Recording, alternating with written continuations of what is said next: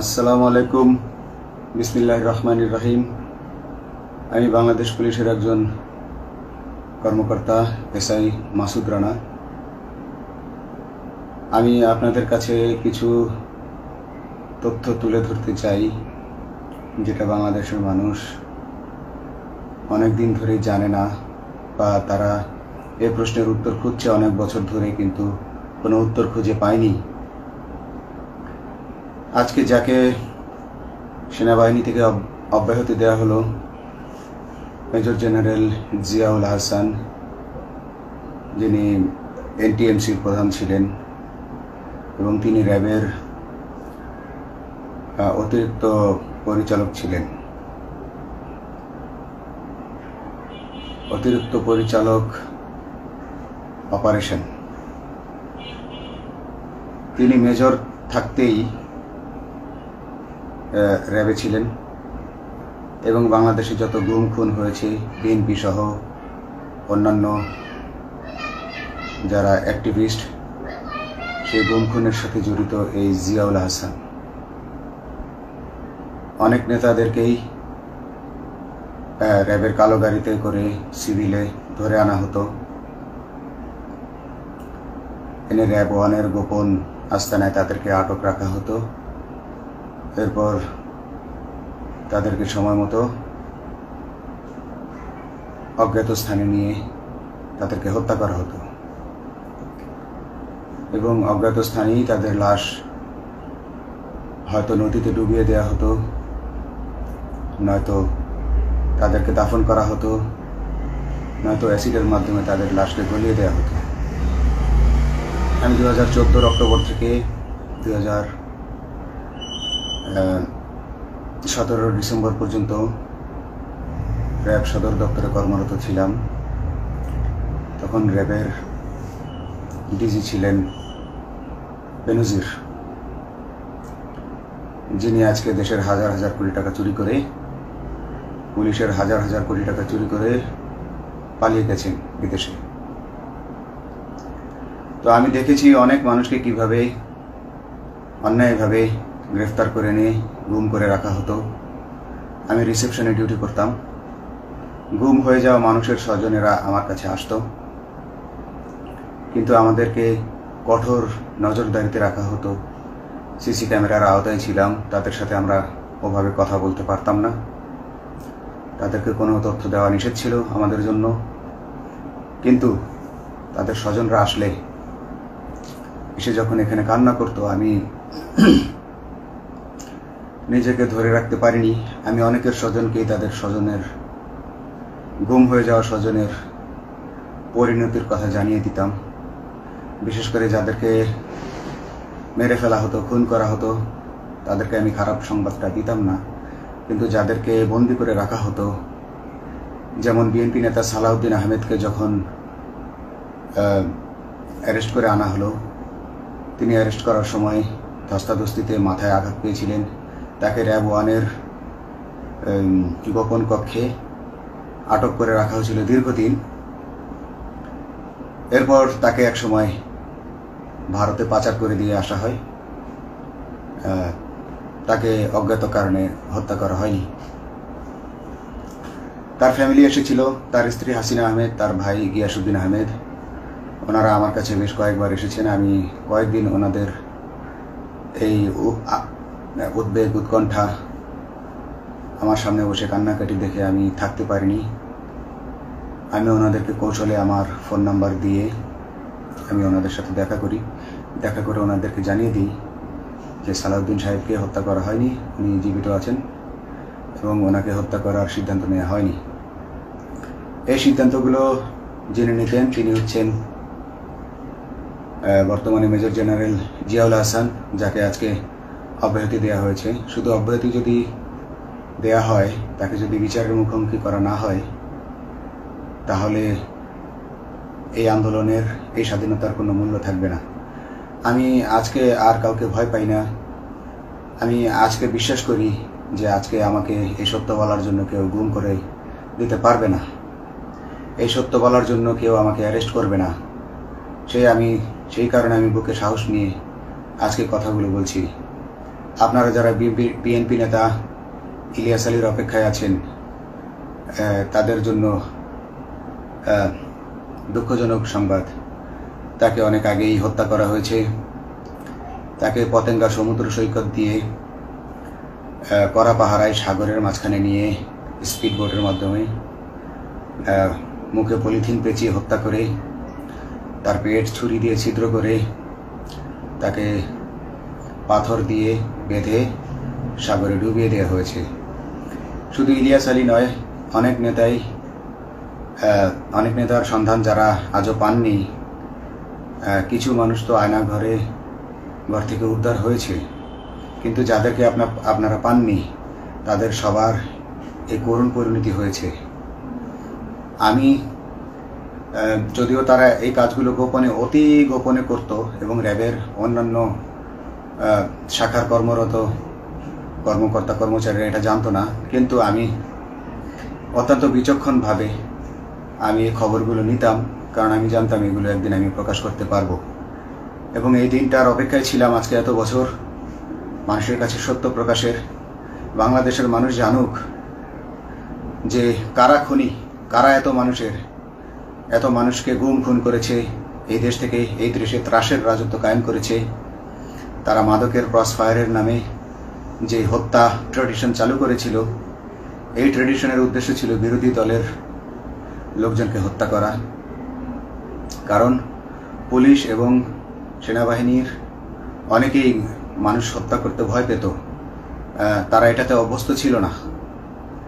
অনেকেই অনেক সাহসী, কিন্তু একটা মানুষকে হত্যা করার পর তারা আর ঘুমাতে পারতো না, তাই তারা এসব কাজ করতো না।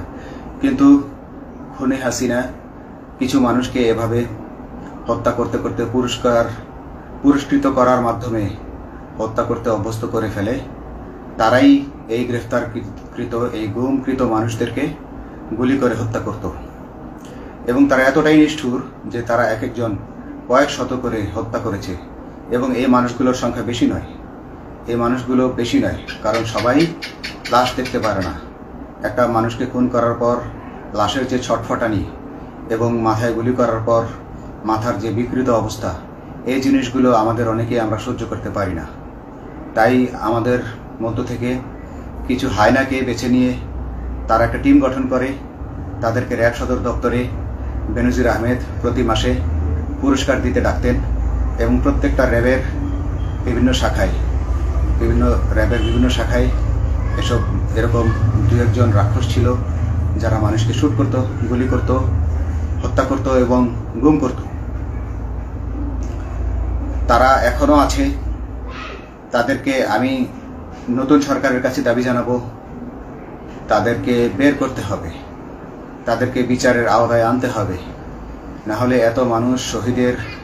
এত শহীদের বিনিময়ে যে ফ্যাসিবাদ থেকে, যে স্বৈরশাসন, যে খুনি হাসিনার হাত থেকে আমরা মুক্তি পেয়েছি, সে মুক্তির প্রকৃত মূল্য আমরা পাবো না, প্রকৃত স্বাদ আমরা পাবো না।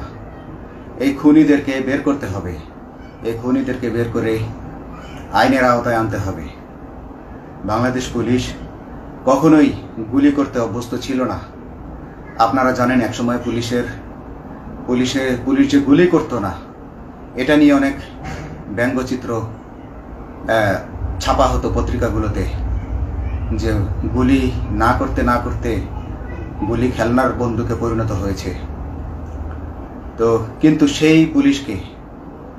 নিরীহ পুলিশকে রক্তপিপাসু হিসেবে শেখ হাসিনা তৈরি করেছে।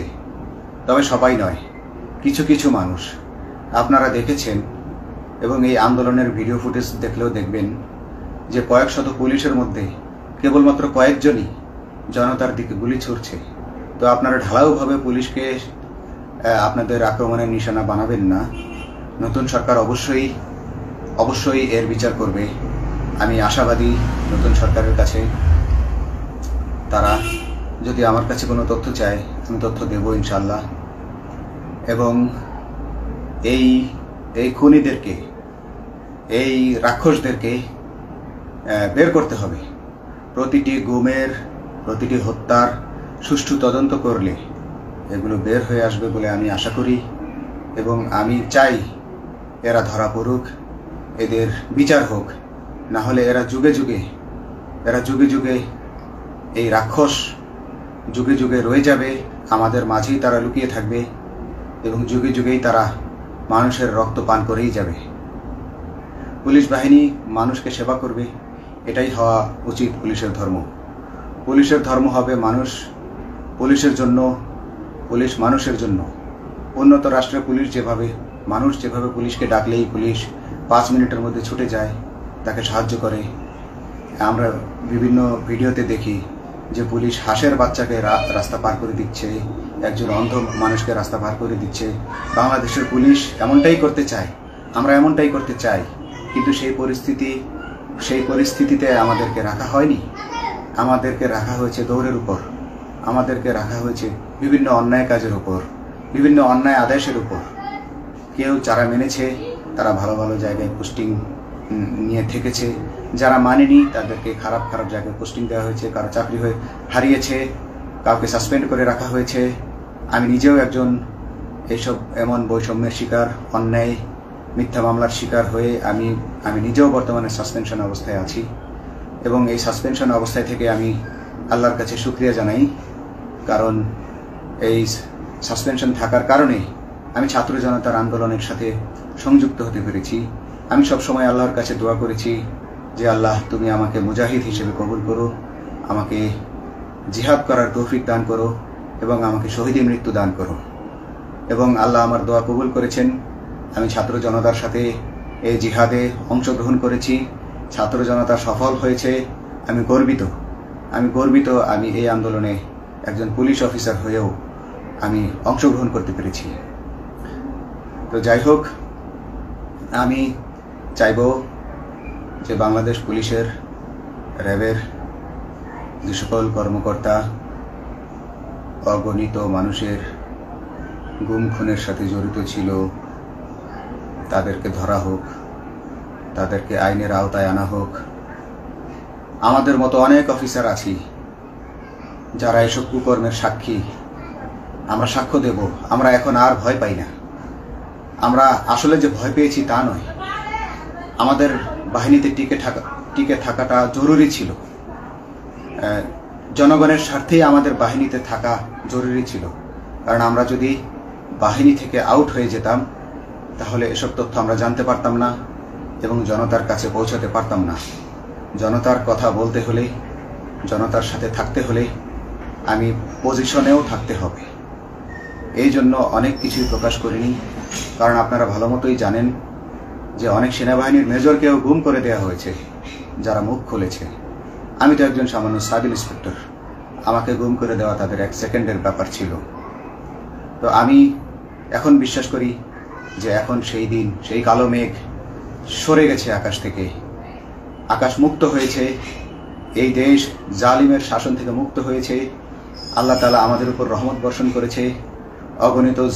অগণিত মুসলিমের দোয়া আল্লাহ তাআলা কবুল করেছেন, অগণিত 18 কোটি মানুষের দোয়া আল্লাহ কবুল করেছেন।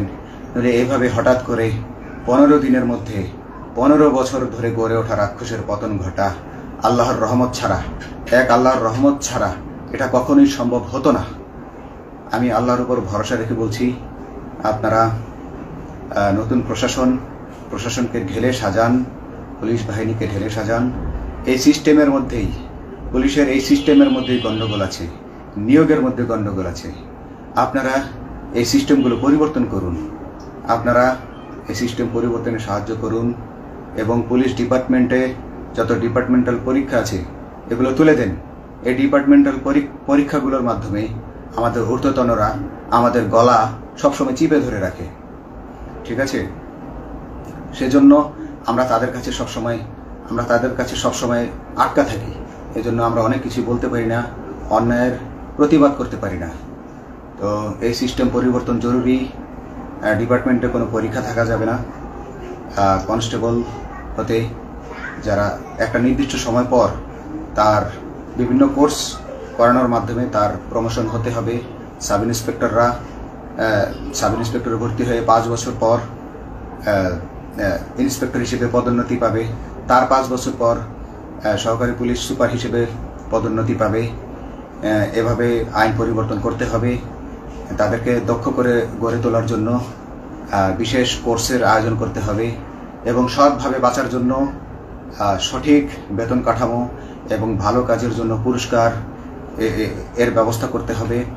বিভিন্ন যে চোরাই মাল মাদক উদ্ধারের জন্য সেক্ষেত্রেও বিশেষ পুরস্কারের ব্যবস্থা থাকতে হবে এবং বাসস্থান এবং যানবাহন, পুলিশের যেই ব্যয়টা হয় সেটা হচ্ছে বাসস্থান এবং যানবাহন। পুলিশ আমরা নিজের বেতনের টাকা দিয়ে মোটরসাইকেল কিনে চাকরি করতে হয়, এই বিষয়টা যেন না করতে হয় এবং সরকারি বাসস্থান যদি আমাদেরকে দেয়া হয় তবে আমরা বেতনের টাকা দিয়ে আমরা মানুষকে সেবা দিতে পারবো, সৎভাবে চলতে পারবো এবং দেশের মানুষকে সন্তুষ্ট করতে পারবো ইনশাআল্লাহ। তো আমি আপনাদেরকে প্রথমে যেই তথ্যগুলো দিয়েছি গুম খুনের বিষয়ে, আপনারা এই তথ্যগুলো অনুসন্ধান করুন, অনুসন্ধানে টিম গঠন করুন। প্রত্যেকটা গুম খুনের বিচার হতে হবে এই দেশে। যারা আটক ছিলেন অনেকেই হয়তো এখন আয়নাঘর থেকে মুক্তি পেয়েছেন, কিন্তু যারা দুর্ভাগ্যের শিকার হয়ে মৃত্যুবরণ করেছেন তাদের আত্মীয় স্বজনরা, তাদের প্রতি আমার সমবেদনা রইল। তারা জোর দাবি তুলুন, তারা সবাই সরকারের কাছে আপনাদের পরিবার পরিজনের নিখোঁজ হওয়ার বিষয়টি তুলে ধরুন, আপনারা জোর দাবি জানান এবং গুম খুন তদন্তে একটি তদন্ত কমিটি গঠন করা হোক, যেখানে কোনো পুলিশ বা সেনাবাহিনীর সদস্য থাকবে না। এটা হতে পারে বিচার বিভাগীয় তদন্ত বা অন্য কারো মাধ্যমে, কিন্তু এই হায়নাদের এই খুনিদেরকে বের করুন, বের করে এদেরকে শাস্তির আওতায় আনুন, তবেই এই তারা তাদের বলিদান সফল হবে। আসসালামু আলাইকুম।